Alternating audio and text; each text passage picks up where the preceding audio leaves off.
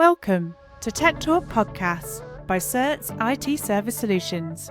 In today's episode, we welcome back Luke Claydon, a director at Certes, and Tom, Craig and Mark, who are all ex-military personnel and now work in project management. We continue the discussion of, are veterans the secret weapon in future tech teams? They will be covering topics including the speed of technology change, military risk management in civilian projects, the different types of communication styles, and the main skill they have carried forward from the military into project management. Let's dive into part 2. Okay, cool. Well, look, just going through some of the topics we're going to cover: leadership, risk management, and communications. But just before we dive into that, I noticed we've got two ex-Signals folks. And I can't help but say, I hear that a lot, Signals IT. It's kind of I've got a couple of folks who work for me who are ex-Signals, who are in sort of security, that sort of thing. Just wanted to know, if you take the last, all the time that you served, technology has changed a huge amount.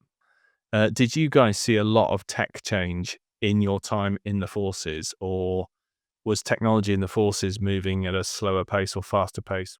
The systems I was using when I joined the army in 2000 all the way through to 2007 was designed in the 70s and 80s.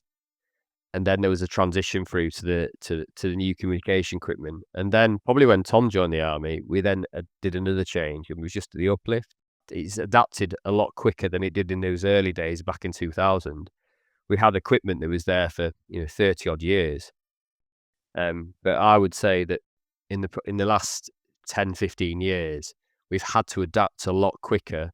And now saw like more COTS, commercial off-the-shelf equipment. It moves so much quicker than what we can get in the army. And then the stuff that comes out in the army, like, it's 10 years behind already. The sole purpose of it, if it's communicating, if I need to speak to Tom or Mark or Luke on the ground, or you like yourself, John, and no one else can intercept it, as long as that works, that's good. But it becomes, sometimes it's bulky and cumbersome. But that's what we need. And so you've got that mix of it. It's got to be dial tone reliable, completely secure, and when we all know, when you change tech, you get problems. If you're in a board meeting and Teams stops working, it's inconvenient for 15 minutes. But if you're in, I suppose, a battle situation, Craig, I'm making this up because I'm not military, but I'm just, if you're in a situation and things stop for 15 minutes, people will be, very seriously put at risk, etc. So it's a completely different level of responsibility. That's the thing about you guys. You probably don't know, is the levels of responsibility you just kind of get used to. There's probably folks, very senior folks, who've never experienced that level of responsibility. Luke and Louise got me interviewing, as one of the episodes, a guy who was a captain of a destroyer, I believe it was, and it was in the North Sea, who's in charge of, everyone on board, and they lost power. And he was just explaining to me the 101 of what's it like in a storm on a ship without any power whatsoever. And the answer is it's really bad. And he had to walk from the top of the ship to the back with everyone had eyes on him. And he had to look, confident, and then he went out and lit up a cigarette, which I think was a very cool thing to do. I'm not sure I'd be able to do that. Or I probably wouldn't even be able to light the thing. But it's those sorts of stories and that level of responsibility and being able to tell the story afterwards that makes you guys, very, very special. So look, let's think about how the military creates leaders. And no system is perfect, and I'm not going to give away anything, but Alan told me a few interesting stories about really good leaders, but also some ones that weren't so good, and quite interesting how the army dealt with leaders that maybe weren't as good as, they could be. Well, first off, let's do it as a question. Do you think the military creates good leaders? We do now. Not only did the culture change, the culture had to change. I mean, when Craig and I joined, there was supposedly, a no bullying culture and no harassment culture, and clearly that's not the case. You see what's, been even in the press in recent times. But what has changed is the level of training and assurance and alignment with governing bodies as well that's gone with it. So as you go through your promotion carders and your on-the-job training, not only are you being trained as a technical professional, there is always leadership that is piggybacked alongside that. So we're not just making you good technically, we're trying to make you into a good leader as well, because at some point you're not going to be technical, but you need to understand the job, but you need to lead the people that are doing the job. So it's not just about, what can you do for us whilst you're in the service, but actually how are we setting you up for outside? And for a long time, like Craig explained earlier, his greatest achievement was getting recognition for the trade that his particular unit did. So to be able to then have that as a transferable skill, it's made that transition piece a lot easier for us. For me, when I moved into that leadership position of a sergeant major, when the eyes are on you, it's a very, very lonely place. It's a really lonely place to be up there. And sometimes it's just you and the CO. I dug out things like Centre Army Leadership. That for me came along at a really good time, because there were podcasts, there was training, there was extra stuff that you could sort of link into. I got heavily into Simon Sinek on a coaching and mentoring course that I did. And all of a sudden found myself searching out every TED talk that Simon Sinek ever did. What it did was it influenced me and my style. And there were things that I took from that and I cherry picked, and hopefully I challenged my soldiers, and I didn't necessarily give them a hard time, but I enabled them to make, better versions of themselves. But that was sort of ingrained in us. That was like, when you get to these positions, this is what we're wanting you to do. It's not just about you. It's not about ego. It's not about position or authority. It's about, what does the future look like? What legacy are you leaving behind? So, what about poor leadership? Again, I was talking to Alan. I didn't ask him the direct question, but the sort of impression I got is that if there is a poor leader, the army, Mark, it might be like that point you said about putting your hand in the water and taking it out. So the army kind of moves around it, or it kind of gets solved, or people get avoided, or I don't know. Is that a thing in the army, and how is it overcome if it is a thing? Yeah, there is bad leaders in the army. There's probably been times when I've not been the best leader that I could be or should be. Normally, what you've got to do is you've got to put your ego aside. If it is you, it's being able to not show them that they're not doing something as they should be, but basically rallying around and trying to get everyone else to do something to help either move the situation in the direction that it should be going. But then sometimes you've just got to go with, and that's like I said before, if it's the wrong decision, you've got to ride the wrong decision out. And sometimes I've been in that situation as I've gone further up through the ranks. And sometimes the person that you want to change their decision, and they're never going to change it, but you're looking at people above you, I was a staff sergeant level. I'm looking at the people like the RSMs to try to change things. And I know that now being an RSM, sometimes you can't influence it at the time. You've just got to ride it out. And hopefully it will either go one way or the other. But before it gets catastrophic, the situation changes. Sometimes it's very difficult to step in and change that, because sometimes people are just adamant. But then there's other ways where I've made a decision and I've gone, oh, that's wrong. But then someone else in the team said, oh, why did we do this? And I'm like, okay, let's do that. Let's change it. And I'm quite open to being like, yeah, I got it wrong. I think humility is a key thing in leadership, because if you haven't got that, you're not really a leader. If you can't show that side of where you make mistakes, because who's perfect?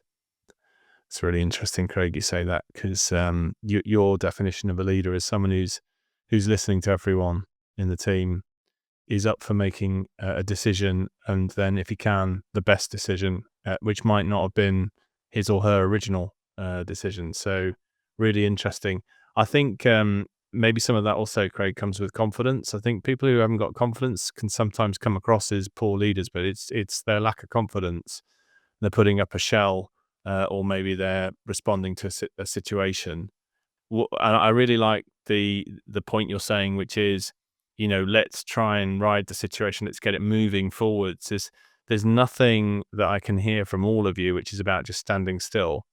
I mean, for obvious reasons, that's just probably a very bad option if it's in a serious situation.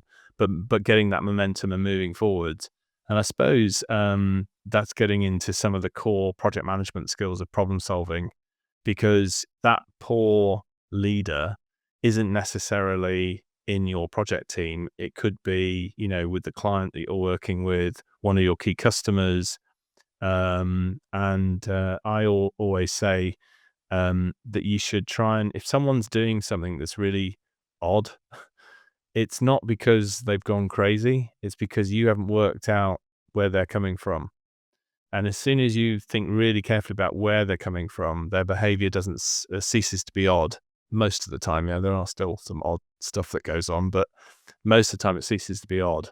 And then you can understand it, and then you can go from there. There's sometimes that as part of your leadership role, you're leading leaders as well, right?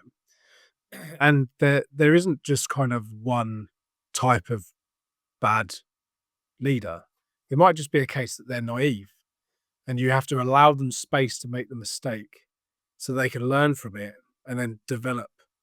Whereas in the ones that tend to be inherently bad and make the same mistakes tends to be driven by ego. And you'll find that their teams in the civvy world are the ones where you look across and go, well, there's you, and there's a lot of people that are so much less experienced than you underneath you. And that's due to mostly to their ego, right? The strong leaders tend to hire people that are better than them in other subjects. And then they come together and lead from the front rather than lead from the back with a stick. And I think that's the difference in leadership. It's not just this siloed box of you're either good or bad. I think there's different scenarios for different circumstances. And Luke, that makes you an outstanding leader, because clearly all the guys here are way, way better than you. Exactly. I practice what I preach. You're living it. You're practicing what you preach. Brilliant. So if we talk about some risk management, I've done loads and loads of risk and issue management in IT in my career. I've done project management, program management, and all of those sorts of things. Is there an inherent risk management that goes on in the forces? Do you guys come out with just like a very kind of finely honed risk view? Again, going back to my mate Alan, he's left forces. He's now in kind of like a business that goes around looking at resilience, and a huge part of what he does is risk management. He goes and looks at a particular situation and says, these are the risks. You should be covering the following.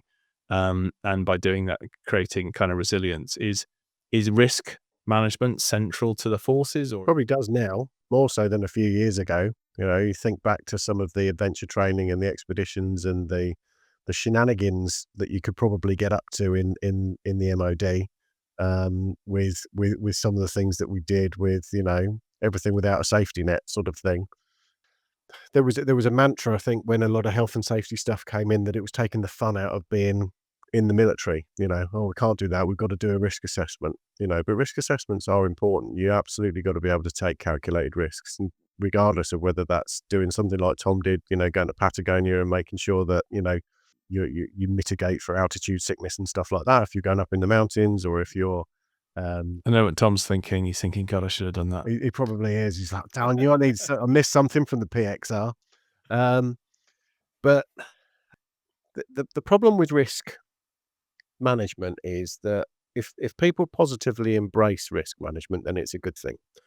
If people fear risk and they become risk averse, it can actually sort of disarm and disable what you're trying to achieve, because sometimes you've got to actively embrace the risk to be able to make the gains and move forwards. And that links back into what you were saying earlier about decision making, right? So if it feels too risky, then people get decision paralysis. They can't make a decision right or wrong. If they're taking positive steps with risk, then ultimately they'll start making decisions, and then you can move forwards. Yeah, one of the things I do with risk management with all the teams that I lead is I observe that risk management is often approached by engineers as going to a confession. So it's, John, I've confessed of all the risks, and therefore I'm not responsible for them, but I've told you. it's the get it on the register so that if it happens, it's nothing to do with me. Whereas actually, what I do is I get the active discussions of the risks, and then we do something about it, and then everyone realizes that it's actually the most interesting meeting to get to, not the one that you dread. And I think also as a leader, you're saying to everyone, it's completely acceptable to talk about risks here.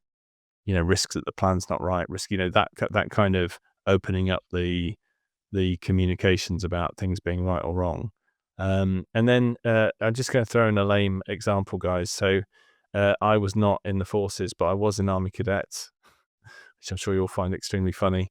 And I'll tell you, it was so long ago that it was with a Enfield rifle, the bolt action rifle. And when you ran out of ammunition, you had to shout out bang, which I did, very proudly. And they're great because the range in cadets is from 13 to 16, isn't it? So I shouted out bang before my voice broke and afterwards, and found the deeper ones were more scary, I think, for the enemy. But anyway, that kind of I ended up then being a scout leader later in my life with my two lads, and I got press ganged into that. Anyway, I did that for 3 years.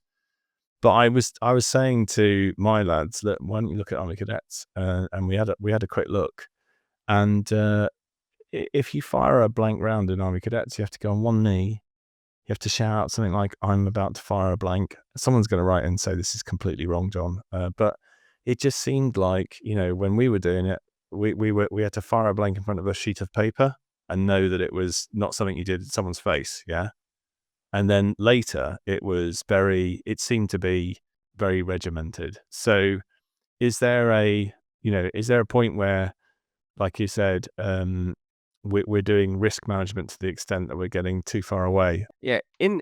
So like in the military, we take planning and the risk that goes with that. If you were to use, I'm going to use the easiest one that I ever did was live fire tactical training, so LFTT, live rounds with soldiers, starting off as a 4-man team, an 8-man team, up to platoon size, up to 30 soldiers moving forward.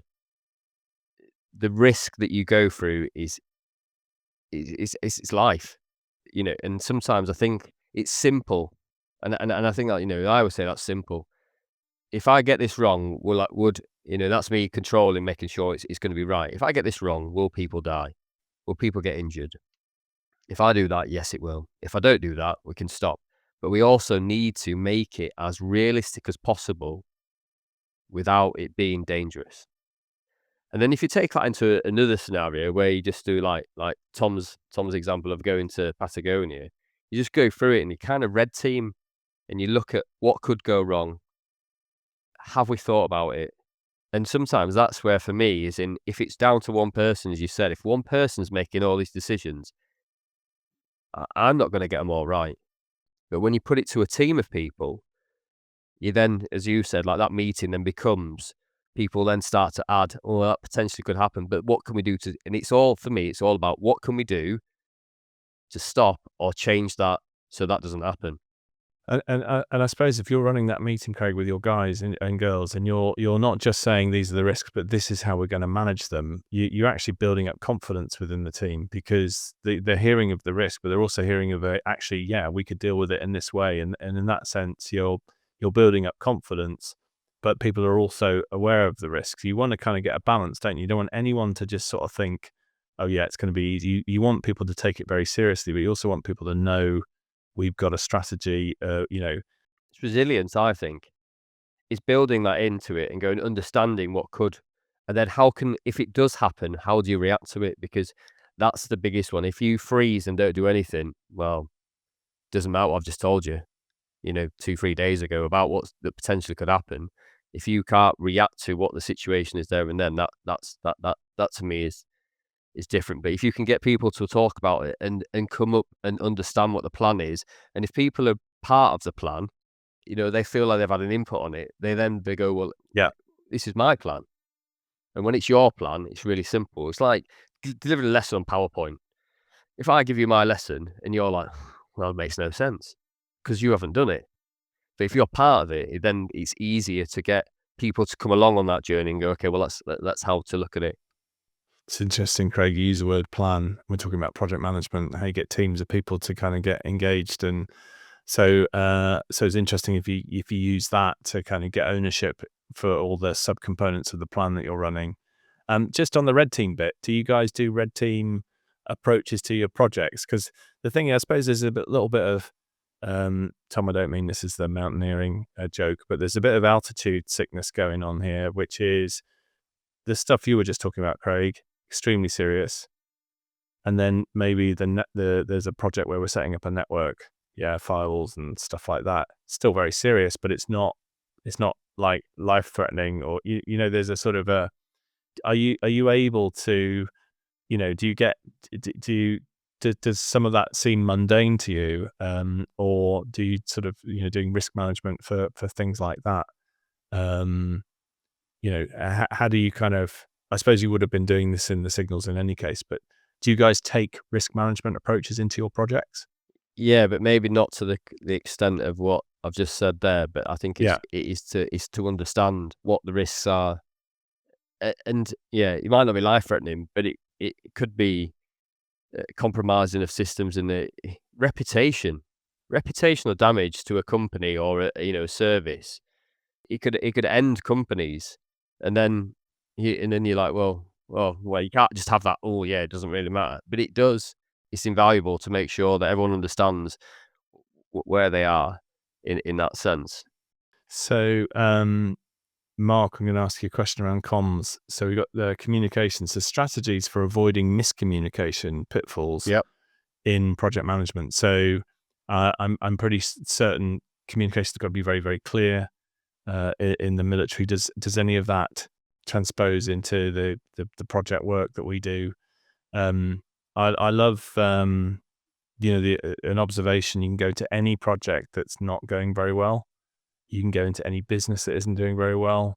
You can go into businesses that are doing reasonably well, and the word communications comes up over and over again.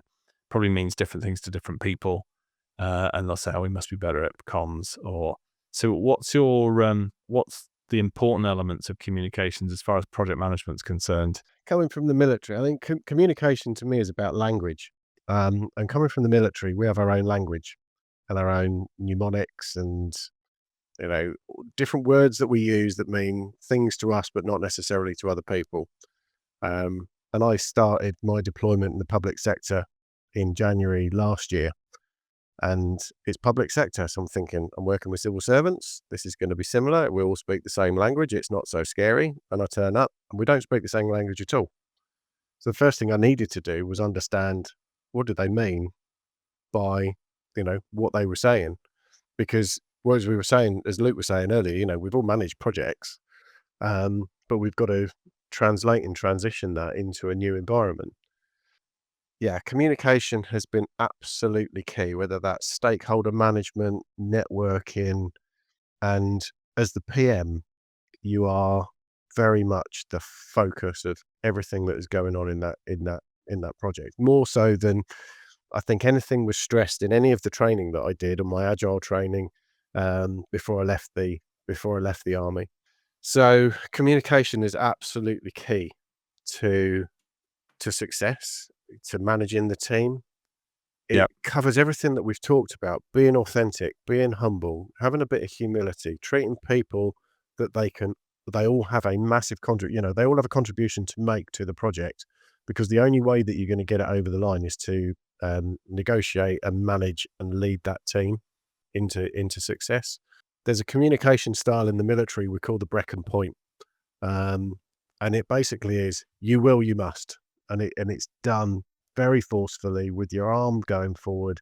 And if you're on the receiving end of that, you're left with no uncertainty as to what needs to happen. I've never had to use the Brecon Point, and I'm not going to start using the Brecon Point now. It's very, very different. Yes, you absolutely need to be clear. You need to be quite concise in what you're doing.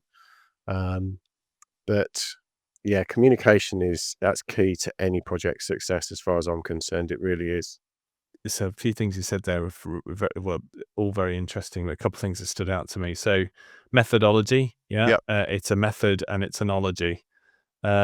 You've talked about the ology side, yeah? So to make a methodology truly stand out, it's got to be unique. It's got to be a mix of things. I think you guys have got, unless you've done this already, I think you've got an ology in project management, which could be kind of Certes bringing together some of this military communication style, but obviously making it unique to you guys. And then you've got the specific methods of how you work. Alan, who I spoke to over the weekend, it's what really struck me is he was just talking. He just kept mentioning acronyms and such and such a regiment and condition 1. He kept mentioning, which I had to look up, which meant apparently it's when a weapon has a bullet in the chamber. But he wasn't explaining any of it to me. He was just saying it all, and I remember thinking, if I knew everything that he was talking about, we'd be exchanging a lot of information very, very quickly in a condensed format. And I sort of thought, well, that's probably the whole point, yeah? So you guys could have that kind of comms in your methodology, which might be, I don't mean sort of make it sort of fake, pretend military or anything like that, but we have it in tech, don't we? We have acronyms. As the CTO, I have to speak to boards and explain technology to them, so I can't use the acronyms that I want to, but they are extremely efficient. And it's interesting, Mark, you said, public sector is going to be similar, and it's very different. I think you'll also get differences in different bits of public sector as well. Oh, It's for amazing sure. how quickly a team will set up and sort of specialize and have its own kind of language. Yeah. I think one thing I have noticed, John, is that when it comes to communication, I think, being a veteran, ex-military, whatever label you want to put on it, I have found that people have lent towards me in meetings to lead or to take, where Craig and I got to in our careers, we're very used to standing up in front of a unit of, 2, 4, 600 people, providing a brief, cracking on, and that's what we're used to. What I have experienced when it comes to communication is that people aren't necessarily as authentic as I need them to be, and I've really struggled with that at times. And they will shy away from the difficult conversation, whereas I know that I've had to go to senior, very, very senior civil servants and senior stakeholders and say, "I'm really sorry, but," and we've had that difficult conversation. And whilst I've not found it easy, it's a conversation that's got to happen. You can't shy away from it, and that comes down to how you think about you're going to present it, how you're going to communicate it, and what you want to come out the other side. But there has been, I think it has felt at times very much a natural, "Oh, you can do it. You were in the army. That's okay. No one's dying today," sort of thing.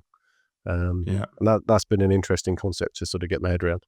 So Tom, just thinking about, your experience, if you were to take, I don't mean to reduce things down, but it's just useful on the podcast. If you were to think of the main thing that you're carrying forwards from military into the work you're now doing, what would those be? Because this is sort of like under the exam questions. We're coming to the end of all the areas that we needed to cover, which is really if you bring people in from the military, they bring a huge amount of value with them. What do you think is the main thing you're bringing in from the military side of things? So I would say adaptability. That's something I've definitely taken out of the military, just being able to fit in with different teams and different skilled people massively helped my transition into the civilian world. Obviously coming into Certs, it's been great. We've all come from a similar background and we all understand what it takes to sort of achieve a mission and just get on with it. I really like the fact that anything that comes in, we all just get involved together and as part of a team. And it just shows that adaptability. Everyone's a team player and being able to sort of get on with anything that comes up, really. So Brilliant, Tom. Thanks. Same question for you, Craig. I think it's the experience that I'm drawing on from being in the military, and there's so many different avenues that I've been down. But I think it's to understand. I think that I can bring the what and the why why we're doing this and what we're doing it for. And if I can get that across to everybody else that I'm working with, I think that really helps move things along. It's just, I think it's been a whole element of that leadership that we had in the army. I think that's what I definitely bring in. And working with Luke, like he allows us to do that, and he wants us to do that with him. It's like he doesn't want to be the one that's left by himself as he's the general in the sense of in the army. We need to support him, but he supports us as well, which is really good. I think the reality is when you can accept that you don't know everything as a collective, then you can figure it out together, right?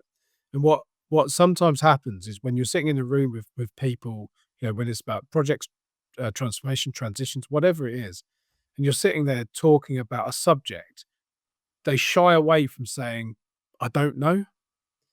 And that's where the barriers come. As soon as everyone accepts that I know some stuff and I don't know other things, you can collectively pull together and solve the problem. But what tends to happen is that the person that's willing to say, I don't know everything, tends to then lead the way and communicate to just draw out what people do know. So that's what we try to do. I try to take a step back because I don't know everything. These guys, they've got more experience in leadership than I have. Is to take a step back and just go, so how are we solving this, guys? And let's collectively come up with a solution. Cool. Thanks, Luke. And Mark? It's hard because I think you go through your military career and so many things shape you as a person as you go through that, both professionally and personally. I think one thing that I didn't realise quite how, I'm not going to say institutionalised I was, because we are part of a huge family in the military. And you'd said before, when you meet up with someone who's ex-military, you speak the same language and it can continue. For me, I didn't realise quite how much the military values and standards had really stuck with me, and I found myself being challenged a few times on deployment and calling things out where I've watched others shy away, and I've been quite sort of taken aback by the people that have shied away when they should have stepped up to the plate. So I think inadvertently, that's one thing I know that I take forward, other than obviously clearly my sparkling personality and sense of good fun and humour, And good looks. and good looks, obviously, but not as good looking as Tom. This is video as well as audio, Mark. But if anyone is listening, I'd encourage you to get onto YouTube because Mark is a fine specimen of a man. So look, thanks ever so much, Mark and Tom and Craig and Luke. Really fascinating, and I'm honoured to have the opportunity to speak to you all.